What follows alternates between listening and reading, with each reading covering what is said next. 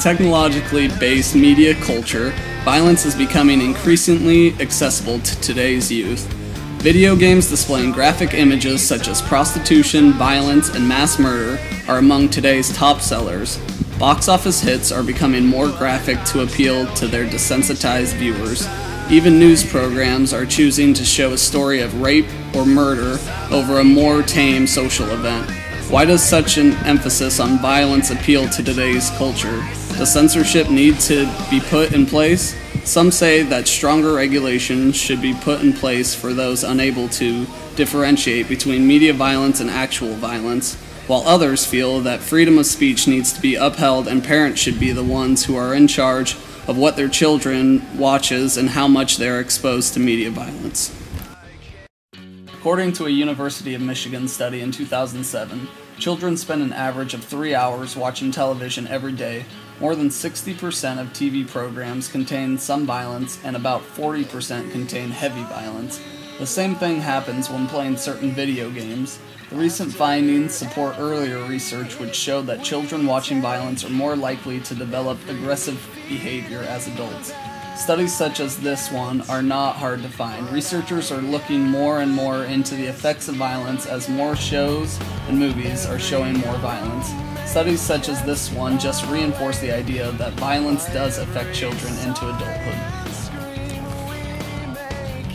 Many studies are being done proving that violence has negative effects on the brain.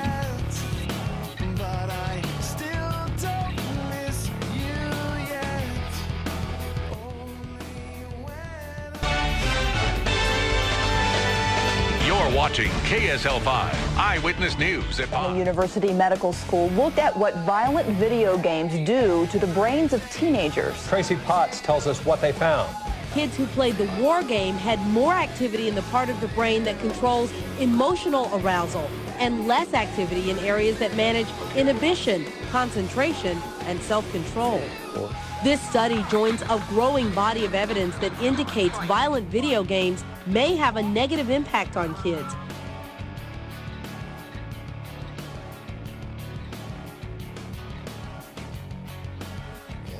The most popular type of video games are those filled with graphic acts of violence. Though most of these games are rated M for mature, which are deemed suitable for teens 17 and older, children much younger than this age are able to gain access to these games, even being able to purchase them by themselves.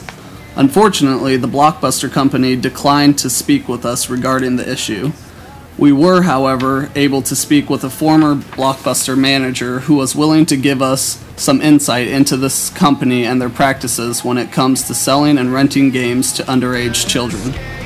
According to our source, only about 4% of the time employees ask to see identification when a young kid is trying to rent or buy games or movies. In the majority of these instances, there is a note on the account requesting ID in order to rent.